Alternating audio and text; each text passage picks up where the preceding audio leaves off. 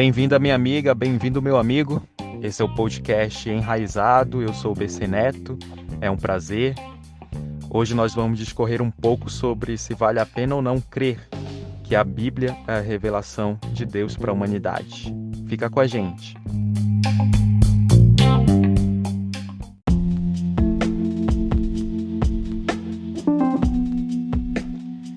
Três razões práticas por que confiar na Bíblia Sagrada. Eu seria capaz de apostar que você conhece pessoas que têm pelo menos uma das seguintes opiniões. Abre aspas.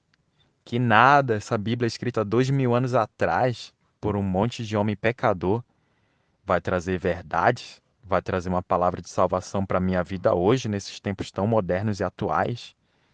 Acho meio difícil. Fecha aspas. Ou mesmo, abre aspas, as profecias lá do passado que parece que se cumpriram, na verdade é tudo coincidência. São fatos da natureza que iam acontecer de qualquer forma. Nada que eu deva me preocupar tanto. Fecha aspas. Ou ainda, abre aspas, a Bíblia não tem nada a acrescentar na minha vida. Tudo que eu aprendi é suficiente, sou capaz de tocar a minha vida e não tenho necessidade de me relacionar com ela. Fecha aspas. Mas nesse episódio eu te convido a verificar a veracidade dessas opiniões, dessas ideias ventiladas. E a gente vai se inspirar no trecho de um livro muito interessante chamado Cristianismo Descomplicado, Questões Difíceis da Vida Cristã, de um jeito fácil de entender, do autor Augustus Nicodemos. Ele que é um conhecido teólogo, pastor, escritor cristão que tem muito a nos ensinar.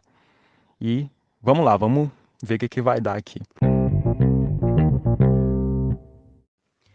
Antes de tudo, o Augustus Nicodemos ele faz questão de definir a que Bíblia ele está se referindo.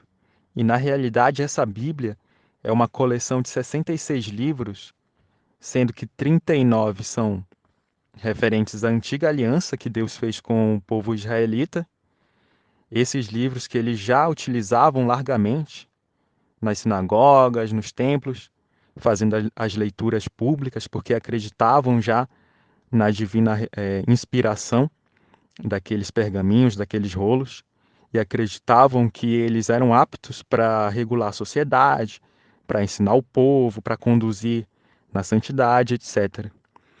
E além disso, os 27 livros da Nova Aliança, ou Novo Testamento, esses que foram reconhecidos, recepcionados e agregados pelos cristãos no primeiro século ainda, e que trata sobre a nova aliança de Deus com a humanidade por meio do sangue de Jesus Cristo, que foi exatamente para a redenção e remissão de pecados.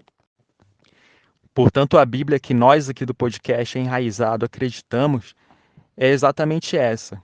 Até porque o Senhor repreende veementemente aquele que fizer qualquer alteração no texto sagrado. E aí os argumentos do autor começam por aquilo que eu chamaria de paradoxo do xarope. Não leve tão a sério esse nome esquisito que eu acabei de inventar, nem mesmo o autor toca nessa expressão. Joguei aqui na internet para ver se alguém já tinha cunhado o termo, não localizei nada, mas é só para descontrair e de uma forma mais lúdica fazer o ouvinte entender o meu ponto.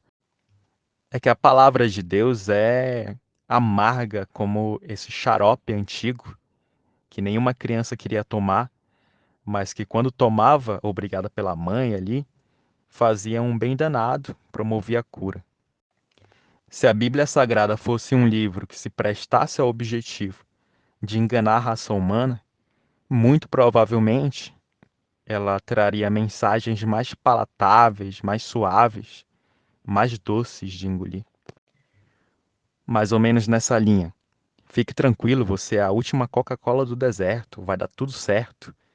As respostas estão dentro de você, siga o seu coração, pratique o bem, execute determinados rituais religiosos, cerimônias não deixe de cumprir e pague os valores requeridos, que o dom de Deus vai estar totalmente disponível a você.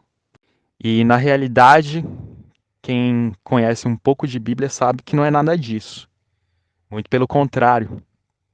As Escrituras escancaram a nossa natureza decaída, fazem questão de deixar claro que nós somos pessoas corrompidas pelo pecado original lá de trás e que há uma necessidade urgente e gritante da misericórdia divina para a salvação humana, porque o Deus criador de todas as coisas, ele rejeita e abomina o pecado, não tem relação e pacto com as práticas incorretas, as práticas erradas. Isso, na realidade, é um estado de rebeldia em que a gente se encontra, né, contra o nosso Criador, e ele realmente não teria condições de aceitar a nossa situação, a não ser pela única porta de saída, que é a salvação por meio do sangue derramado de Jesus, o Cordeiro de Deus, que veio sem mácula, que veio inocente para receber todo o castigo e juízo do Senhor em nosso favor e em nosso lugar. Para você ver o grau de exigência de Deus, eu me recordo do exemplo do rei Davi, que era um homem reto, que agradava o coração de Deus de uma forma especial, que foi ungido a rei devido a todo o seu histórico de comunhão com o Senhor, mas que em determinado momento, por ser carne e osso, acabou caindo em pecado, um pecado grave de adultério, que Deus nos guarde desse mal. E a partir daí o Senhor não aliviou a mão, pelo contrário, fez com que Davi sofresse as consequências pesadas do seu erro. E a gente sabe aquele salmo famoso que Davi escreveu, arrependido, dizendo que o Senhor não prefere holocaustos, sacrifícios, mas sim um coração quebrantado e arrependido. Também faço menção ao verso 105 do Salmo 119. Tua palavra é lâmpada para meus pés e luz para meu caminho. Versão NVT da Palavra de Deus. Como então esses escritos seriam mentirosos, se na realidade eles são lâmpada para alumiar a nossa trajetória de vida?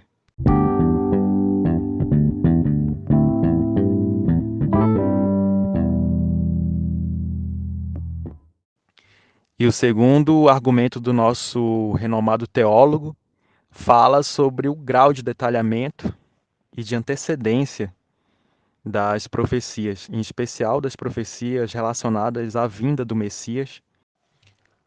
Por exemplo, abra o capítulo 53 de Isaías e você vai ter a impressão que o profeta estaria ali ao vivo presenciando os momentos finais da obra de substituição penal do Senhor Jesus. São relatadas minúcias, como o Senhor foi levado como ovelha muda para o matadouro. Realmente ele não abriu a boca para questionar. Ninguém se importou com o fato de ele não deixar descendentes, sua vida foi arrancada. Só que ele agregaria muitos descendentes, e realmente foi o que aconteceu com a expansão do cristianismo até hoje aqui, uma fé predominante, né, em número de pessoas no mundo. Além disso, o túmulo para onde levariam o seu corpo era de um homem rico.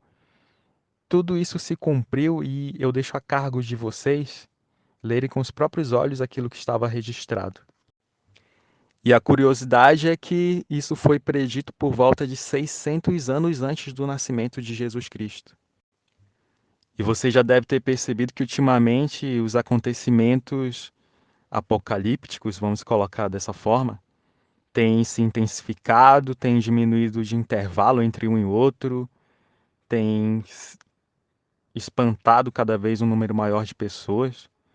E, infelizmente, ainda existem aqueles que querem resistir, auto se enganando, dizendo que são consequências humanas, certo? Muitas vezes pode até ser também, mas são fatos naturais, são acasos que temos tido má sorte de presenciar, de sofrer na pele aí, na nossa geração, mas olhe para o livro de Apocalipse, olhe para até mesmo para Mateus 24, a respeito dos acontecimentos finais, e acredito que vai ficar cada vez mais escancarado e vai chegar um momento que vai ser quase impossível negar que as profecias têm se cumprido ao pé da letra. E infelizmente a gente sabe que nem todos se renderão à salvação de Jesus, mas o que a gente sabe é que no final das contas todo joelho se dobrará e toda língua confessará que ele é o Senhor, conforme Romanos 14:11.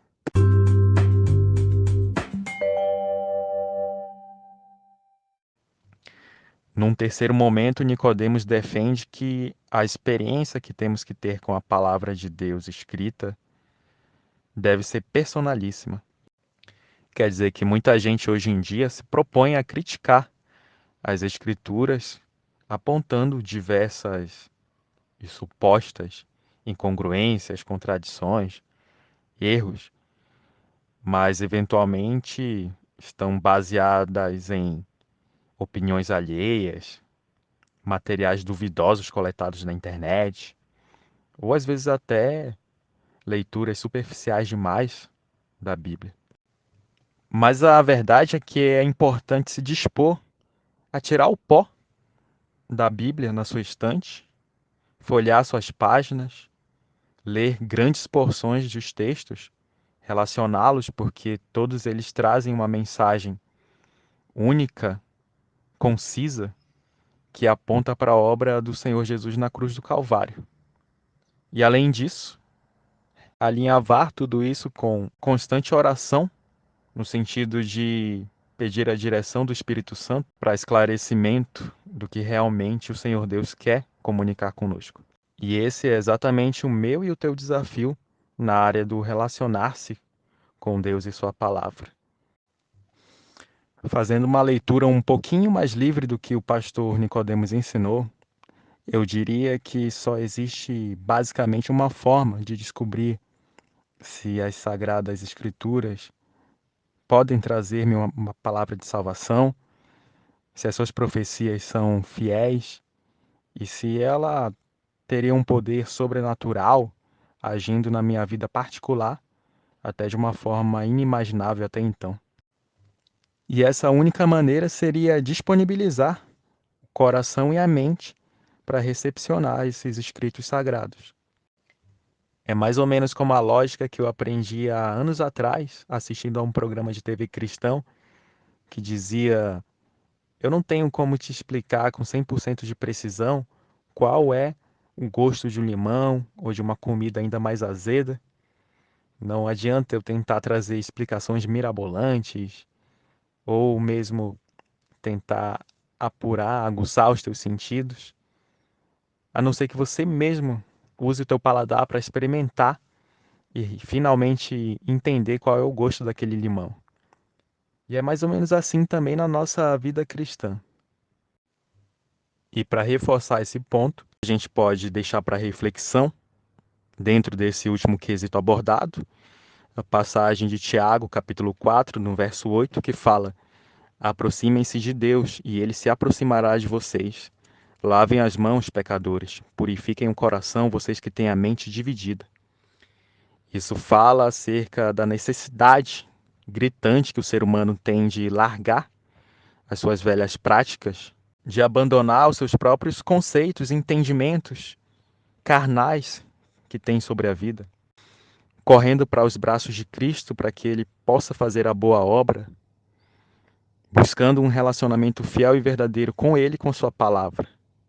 E isso é impossível terceirizar, jogar no colo de quem quer que seja, mas pelo contrário, só nós mesmos podemos assumir essa responsabilidade.